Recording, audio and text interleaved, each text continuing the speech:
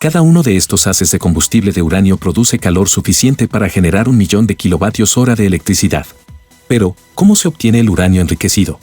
Visitamos el mayor yacimiento de uranio de alta calidad en el mundo y una fábrica de combustible nuclear para descubrir cómo se extrae el uranio de la naturaleza y cómo se procesa uno de los metales más peligrosos de la Tierra.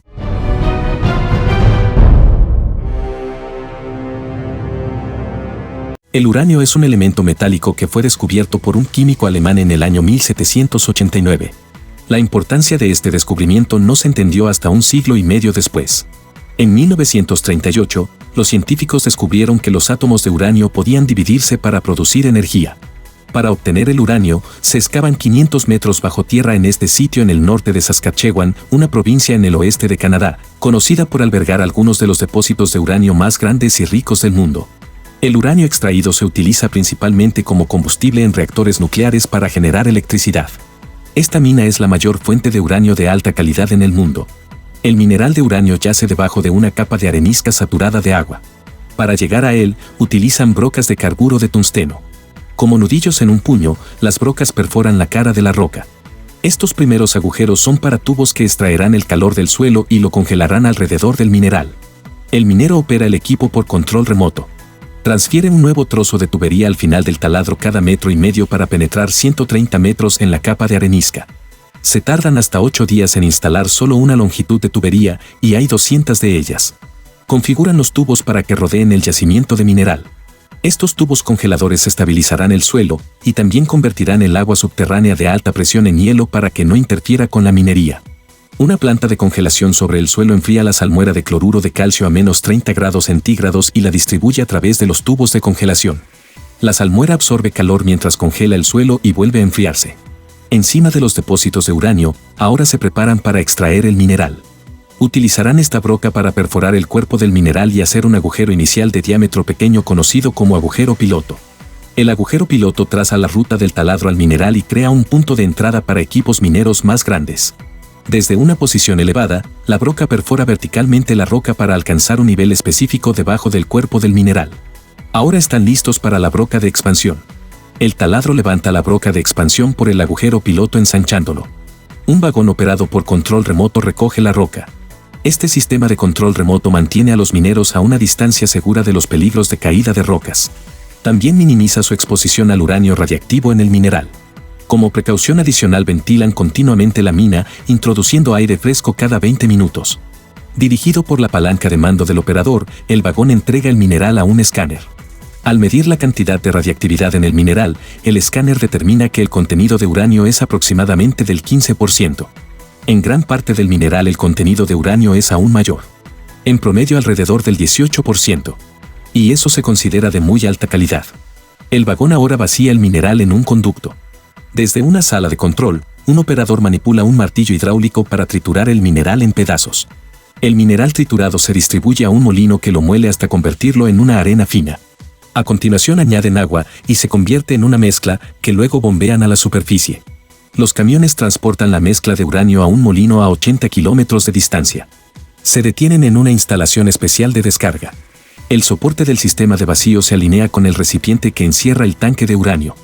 Una vez en posición, un tubo de vacío cae en el tanque y succiona la mezcla. Después de un lavado y una comprobación de radiación, el camión abandona la instalación. El mineral en forma de polvo se trata con ácido para obtener el uranio. La mezcla de uranio se introduce en grandes tanques llenos de ácido. El ácido disuelve el uranio pero no el resto de la roca. La roca se deposita en el fondo de estos tanques. La solución ácida de uranio fluye hacia adelante, dejando los minerales no deseados atrás. Utilizando una serie de reacciones químicas, purifican aún más el uranio. A continuación lo calientan a 850 grados centígrados. Primero se convierte el uranio en gas para poder enriquecer el uranio 235, que es el isótopo necesario para la creación de una reacción en cadena. Este gas se introduce en centrifugadoras, donde las fuerzas centrífugas se utilizan para separar los isótopos de uranio en función de su masa. El uranio 235, al ser un poco más liviano que el uranio 238, se concentra más en el centro de la centrifugadora, lo que permite su separación. Una vez separado, se concentra en un polvo negro como el carbón.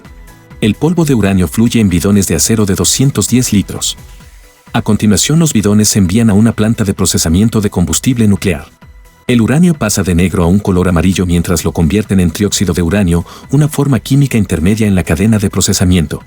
Envían el trióxido de uranio en conos invertidos diseñados especialmente.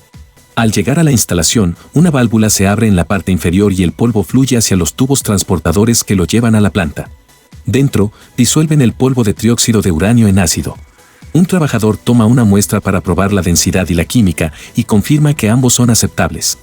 Luego agregan un producto químico para convertir el uranio disuelto en sólido. Después de más procesamiento, el trióxido de uranio se convierte en dióxido de uranio, la forma química requerida para el combustible nuclear. Al centrifugar el dióxido de uranio, se mezclan las partículas de diferentes tamaños para hacer una mezcla más homogénea. El procesamiento químico también ha hecho que el uranio cambie de color. Ahora es un polvo negro fino. Usando varias toneladas de presión, las prensas moldean el dióxido de uranio en pastillas. Una rueda giratoria con protuberancias guía las pastillas hacia un transportador de canal. Una pastilla de uranio del tamaño de un cacahuete genera la misma energía que 800 kilos de carbón o 560 de petróleo. El transportador lleva las pastillas a un horno. Durante 24 horas, el calor elimina los poros de las pastillas. Las pastillas se contraen, aumentando la densidad del uranio. Un brazo de robot carga las pastillas en una bandeja y los nivela. El transportador mueve la bandeja hacia adelante. Un robot coloca tubos de combustible de circonio en un estante. El circonio es un metal altamente resistente tanto al calor como a la corrosión, pero los neutrones pasarán libremente a través de él durante la reacción de fisión. El estante de tubos se encuentra con la bandeja de pastillas entrantes. Un cargador robótico empuja la pila de 30 pastillas dentro del tubo. Las pastillas se colocan dentro de unos tubos metálicos que luego se unen en elementos cargadores de combustible que van en el núcleo del reactor. Los tubos pasan uno por uno a un soldador automatizado que tapa los extremos. El siguiente robot recupera la barra de combustible de uranio completa y la transfiere a un dispositivo de ensamblaje. Después de que las varillas hayan sido soldadas y el paquete haya sido tapado en ambos extremos, un robot lo transfiere a una balanza. Esta pesa confirma que hay la cantidad correcta de uranio en el paquete. Antes de quemarse en un reactor, la cantidad de radiactividad emitida por los haces de combustible nuclear es muy baja y son seguros de manipular mientras los trabajadores los preparan para el envío. Este combustible nuclear está repleto de suficiente uranio para abastecer de energía a 100 hogares durante un año. El combustible es recibido en la central nuclear, donde se introducirá en el núcleo del reactor. En los reactores nucleares, el uranio sirve de detonante, funciona como la fuente energética inicial de lo que acaba convirtiéndose en electricidad. Cada uno de estos haces de combustible de uranio produce calor suficiente para generar 1.000.000 de kilovatios-hora de electricidad. Para que cobren vida, deben ser insertados dentro del núcleo del reactor. Los 480 tubos del reactor pueden contener cada uno hasta una docena de barras de combustible y cuando las 5.760 barras están colocadas, empieza el espectáculo. La fisión nuclear convierte la materia en energía que se libera en forma de enormes cantidades de calor. Algunos de los átomos de uranio que hay dentro de estas barras de combustible son excitables y cuando se excitan empiezan a soltar neutrones en todas direcciones. Los pequeños neutrones pueden atravesar las paredes de circonio de los haces de combustible, volando de un tubo a otro hasta que chocan con otro átomo de uranio.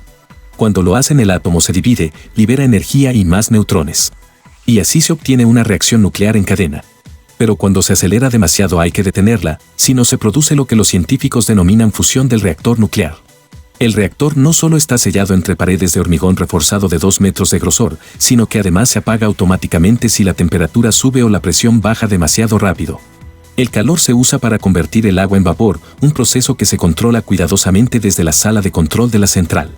Las enormes turbinas colocadas en una sala de 400 metros de longitud y 20 pisos de altura convierten el vapor en electricidad.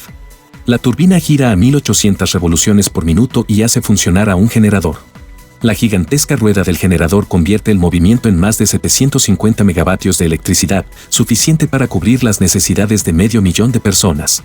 Tras aproximadamente un año en el núcleo, los haces de combustible se gastan, pero también están extremadamente calientes y son radioactivos.